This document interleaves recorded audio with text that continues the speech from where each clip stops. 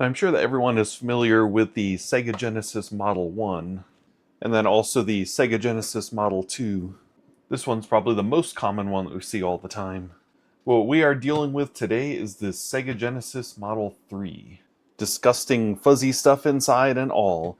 We're going to be taking this apart, getting it cleaned pretty thoroughly, and then seeing if it works. If it doesn't work, then it gives us something fun to tinker around with. Oh, that's a nice noise. Just kind of lifted it up, and it's like a screw rolling around in it somewhere.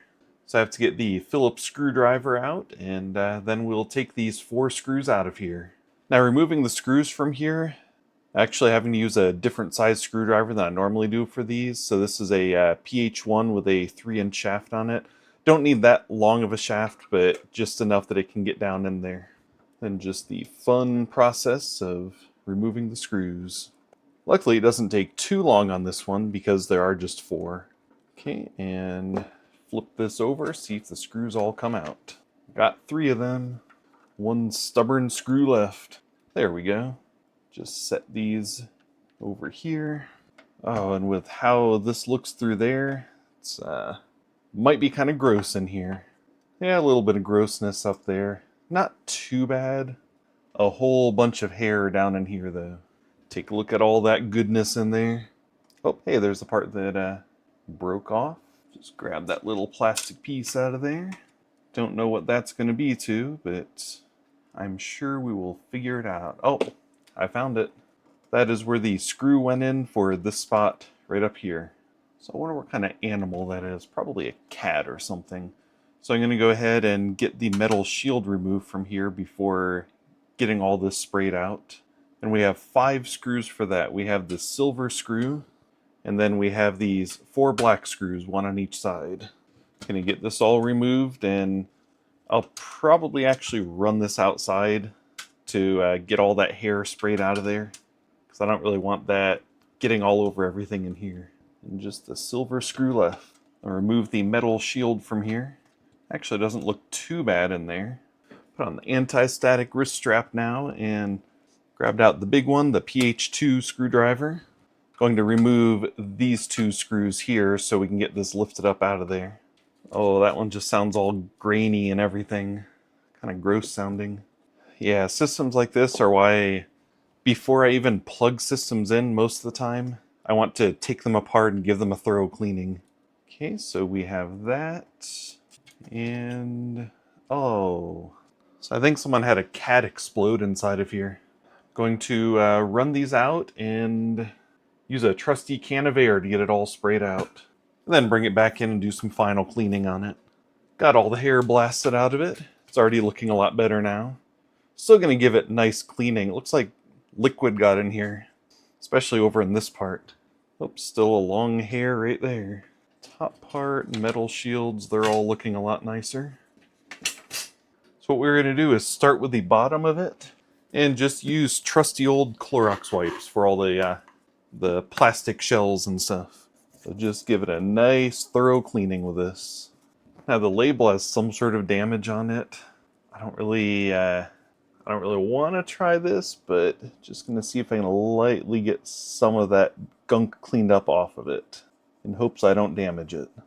Okay, I think that label is pretty stained on there, but I will leave it alone and let this bottom part dry. And then the shield that goes on the bottom. Normally I try not to hit metal components with Clorox wipes, but this one was pretty gross. Not the grossest I've seen, but it warrants a Clorox wipe. And get the back of it. And I'll set that to the side, let it dry. Then we have the shield for the top. Get that one quickly wiped off. Get this side of it pretty well too. Then that will be set to the side to dry. And then a Clorox wipe for the top. Then get the sides, and then make sure to flip it over to get the inner part. Then we'll put this to the side. Now one of these screws was pretty gross. Actually a couple of these, just going to give a quick wipe off on the top of the screws. Then with the anti-static wrist strap back on, going to pull out our trusty bottle of 91% isopropyl alcohol and Q-tips. Now, especially this side of it really needs a a thorough cleaning. Because it looks like something got on there, probably like cat pee or something. Got all over right here and just looks gross. Might have to change some of those capacitors, but we will see. We'll get this all cleaned up and then test it out. Let's start over here on this side. Just going through, trying to get all of this grossness off of here.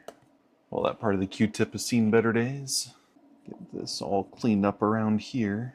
Just making sure all of the legs look like they're in good shape around this. Then get the front part. Move on to getting all around the power. Make sure that it's nice and clean. And then I'll just try to get kind of the rest of this area cleaned up pretty well before doing a quick once over on everything else on here. So this section is definitely looking better now. So I'm going to get moving on to just doing a quick once over on everything else with the isopropyl alcohol and a Q-tip. Just kind of follow this along through the back path. It's pretty gross just from getting that area. And then we'll get this side of it. I'll work on getting this side cleaned up some. Has a little bit of crust over here. Definitely not as bad as the other side. I'll go down through here near the controller ports. Get these kind of wiped up a little bit. Actually get them all wiped up on the outside. Because those things are, like everything else, just a little disgusting. Then get the voltage regulator. Get up to the power switch. And then back up to where we already cleaned. Then a quick once over right in the center of the board. There are a few spots we're going to have to hit with more of the precision cleaning tools, but going to get the back of the board cleaned up a little bit now. Especially right here, as you can see, which lines up with this area. Some sort of liquid made it through here at some point. I'm going to start on the side that's probably going to be the easiest. Just get these areas wiped up a little bit over here. Yeah, this side's definitely not bad like the other side looks like it will be. But you can never make a system too clean. Okay, I'll finish up this half of the board now. It's definitely not bad right through here. Then we'll do this side of the board, saving the best for last. Yeah, these parts of the board were just a little dusty. The outer part of here done, and then get a fresh Q-tip going for the gross part. And here we go. See if we can just kind of get some of this wiped right up. Well, some of it's coming off pretty easily. Get this part. It's actually coming up pretty well. And then these pins for the cartridge slot. Still see a little bit right down here on these little dots. But I think it is looking pretty good compared to how it did look. There we go, the board itself is looking pretty good. Some of these solder spots still look a little gross, but I don't think they're that bad. So I'm going to pull out precision tools and work on getting the controller slots cleaned out, because those are pretty gross. So for this part, putting on some safety glasses because there will be some splatter. I'm going to put this on a nice festive Easter plate here, and then take the can or container of isopropyl alcohol and spray inside of these. Then we have our little cleaning brush here. Get those scraped apart inside. Now, I don't know the names of cleaning tools, but pretty sure my wife picked these up in like the Walmart makeup section or something. So, but we have some things for doing cleaning that are from there. So just going to use this to kind of scrape along the edges in there. We got both those edges, and then whatever these things are, some other cleaning thing from. These are kind of like Q-tips, except it's more like it doesn't split apart like Q-tips do. Yeah, most of these kinds of cleaning things we just find really cheap on Amazon or at Walmart, just different places like that. Just anything that we see that could be used for cleaning, just to kind of help with some of this. Just getting right inside of here, along the edges. I'm going to do a quick spray with a can of air in here.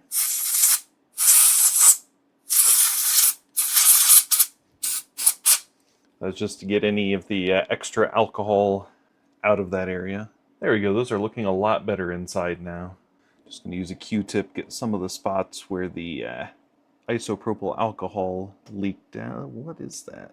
So I noticed some sort of weird goo on here. Didn't notice it the first time through. It's a blue goo that looks like it might be coming out of this capacitor. It's actually like on here and down there. Yeah, so there's going to have to be a little work done to this. So I'll finish cleaning a couple more of the spots that need to be cleaned. And then we're going to change out some of these capacitors. By some, I probably mean all. So we have some grossness right here, so I'm going to use the brush to get in there and try to get that out of there. Just go back and forth on there. And see if some of that came up. And then one of these trusty brushes again. Just gonna kind of go over the pins on here and make sure stuff is broken free from there. Getting a lot of hair out of there. Can of air always comes in handy.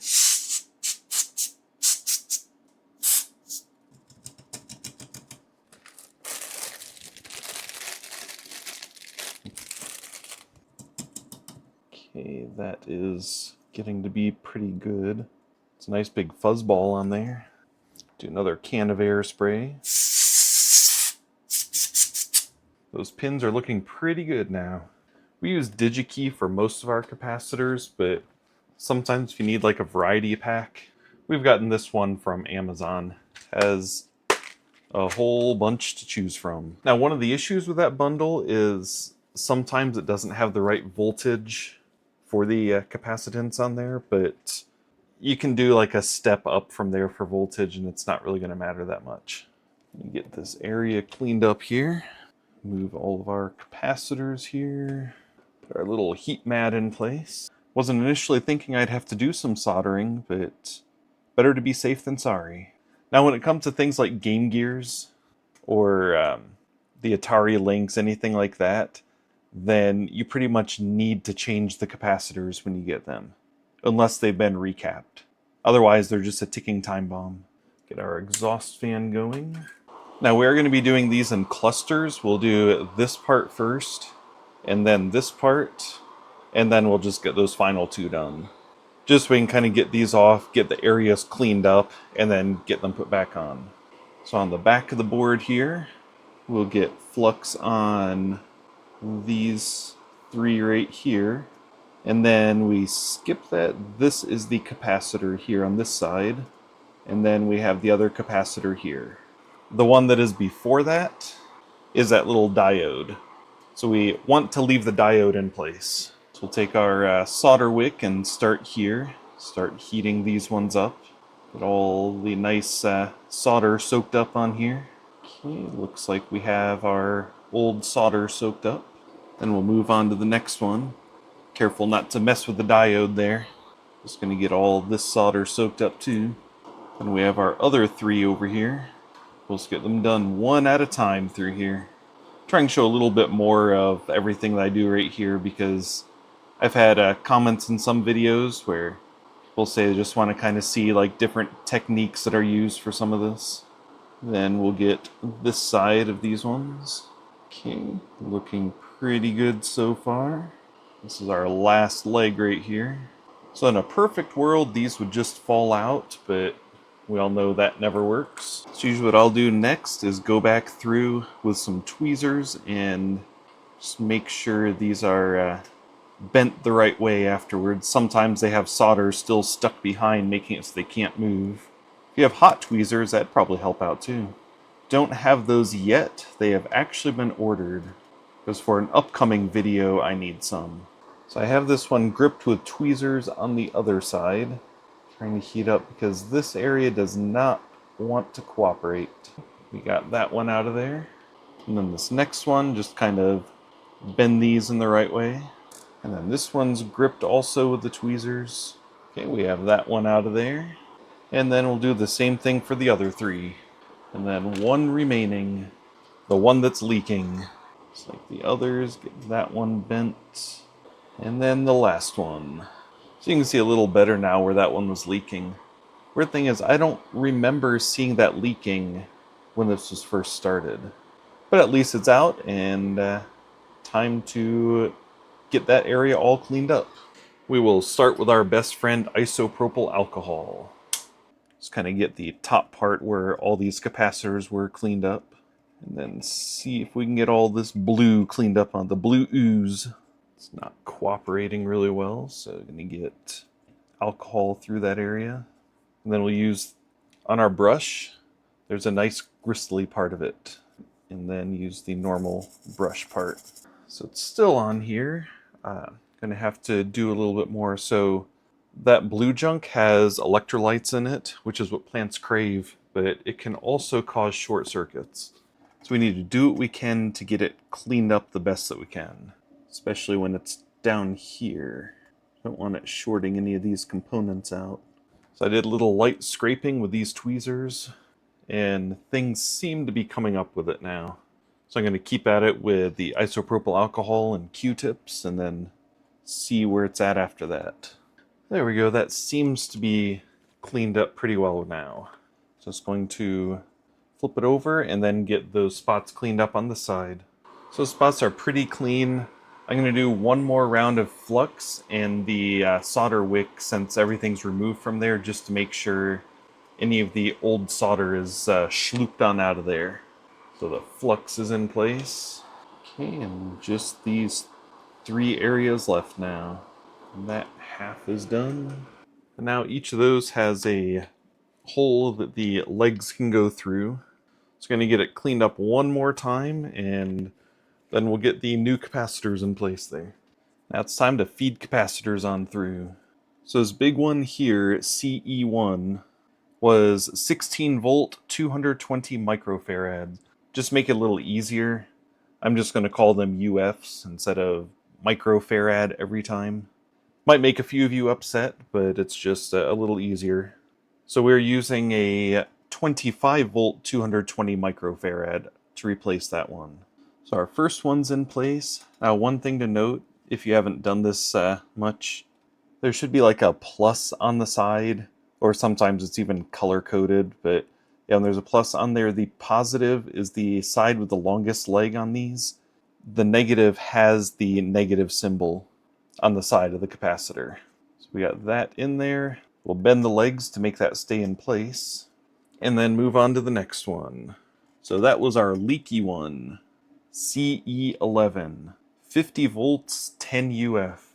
And luckily we have a 50 volt, 10 UF one to replace it with. So positive side, negative side, and then feed it on through and bend them down. And then CE2, that was 10 volt, 100 UF.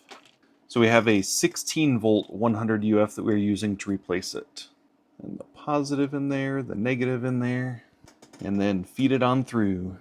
Then CE4, that one was 16 volt, 47 UF. And we have 25 volt 47 UF to replace it with. That one positive is on the other side. So we get those in place, then feed that on through, and bend those legs down. And then our last one, CE3. That's the same as the previous one. So we will get that one fed on through and pushed all the way in there. Bend those legs down. So then we have these 5 capacitors ready to be soldered in place. Turn on our exhaust fan. Then we're going to use our rosin core solder and just go through here and heat up and put a little dab of solder on each of these spots. And it's just dab of solder after dab of solder. Have that side done. Now to get this side done. Okay, one more here. And then we got that. And we have these right here. Okay, we got that one, and then that one, and then this last one right here. Got that leg, and we got that leg. And then if you have any flush cutters, I'd recommend those. And then another thing, if you have some way, either grip these, each one, when you are cutting them, or put something over the top. Just because they will go flying, and these will pierce your feet. Got that one. Just go through, and just need to go through and trim every single one of these. Okay, and we have our first batch of capacitors have been replaced. So then we'll move on to batch 2 of capacitors. So with batch 2 of them, we have these 3 here, that one, and that one. So going to get some flux in place. Then with our solder wick, start removing the solder. Just have to go through and do the same routine like we did the previous time. Okay, and we have our solder soaked up. And then back to the routine of getting these legs bent so these can come out easier. And you just pop these out one by one, just like before. I'll kind of go fast through this part, since you got to see kind of how I do this. I'm sure other people have other ways that they do it that could be safer, could be better. Not quite sure. Let me know in the comments about different ways that you do this part. Okay, that's 3 out, 2 more to go. Then with those ones out, we'll get them cleaned up the same way as before and get the new ones put in. Okay, there wasn't as much cleaning needed here, so made it kind of nice. So CE8, that was a 50 volt 10 UF, and luckily we have that exact size to replace it. Just feed that on in and fold it over on this side. And then CE7, that was a 6.3 volt 220 UF. We have a 10 volt 220 UF we are going to replace that one with. Once again, just feed that on in and bend the legs. And then CE10, that was another 50 volt 10 UF. And we get that one fed in there and bend those legs. And then CE12 and CE5, 16 volt 47 UF. We don't have that, but we have the 25 volt 47 UF, so we're going to be using those for both of these. And then we got all those ones through, and it's time to add a little solder on there. Just get these little dabs of solder in place. Those 2 capacitors are done. And then we have those 3. There we go. Then quickly do the clipping on here. Make sure to grab each of these when they're being clipped. And I do say that from experience about how painful it is when these go into a foot. And those are all clipped. So then we just have these 2 capacitors left. So time to do the same old routine on those. We will flux that one up and flux this one up. Got the solder removed from that one and from that one. So now it's time to get those 2 popped out. So we got that one out, and then we have the other one out. We'll do our normal cleanup here, and then get the new ones put in place. So we have CE9 as a 10 volt 100 UF, and we have a 16 volt 100 UF we'll put in that place. And then CE6 was 16 volt 47 UF, and we have a 25 volt 47 UF we're going to put in place there. Okay, our first one's fed through, bend those down.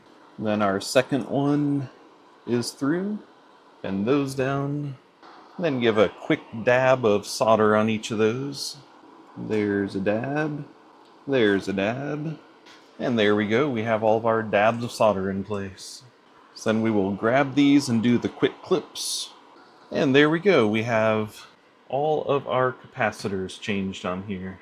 Now the next step is to start putting this back together. So we have the bottom, get our metal tray put back in place, and then we'll put our board on top of the metal tray. All these little spots will line up on there. Then we have some screws that go in place right here and here. Then we'll put this little metal shield on here. Let's make sure all these plastic spots line up on it. Then we have our screws to put in place for this one. Have the silver screw goes down here. Then we have one of the black screws goes here. One of them goes back here. One goes over here. And then one goes right here. And last but not least, we have the top part. So we put that in place. And then drop the 4 screws in. Get them all screwed in. So this is the screw that this part broke off from, so we'll just ignore that one. Since as long as this works, it's actually going in my living room. Okay, get video plugged in. Oh, I could find where Nintendo power supplies. Finally found one for a Sega. Okay, we have that plugged in. Plop a test game in there. Don't always want to use my really nice games. There's a chance it's going in a system that is not nice. Okay, plug that in. Nothing is caught on fire yet, so that's kind of promising. Now I do want to know, I did go back and look at the video. That capacitor was blown when I opened it. I just did not notice before that. So we have our Genesis 3, and here goes nothing. Hey, there's a game. Hopefully it is sending. Okay. Yep, there is sound. Okay. So it looks like we have a game here. We have a working Genesis 3. Now, one of the things that was like a downside for the Genesis 3 was they got rid of the ability to be able to link it up to work with like a Sega CD and fun stuff like that. So it's kind of a basic thing. It's not that sought after. Most people would rather have the Genesis 2 because it's a lot has a lot more functionality to it. But here we go. We have a game that works on here, and we have a Genesis 3 that works. What I thought was just going to be a cleaning was a lot more than that, which is common with some of these old systems. I hope this was enjoyable. Hopefully you enjoyed seeing a Genesis 3 get taken apart and fixed. So if you have any questions or criticisms or advice for anyone, including for myself, then let me know in the comments. And if you did enjoy this, then please subscribe, leave a thumbs up, all that kind of fun stuff. And I want to thank you for watching. Have a nice day.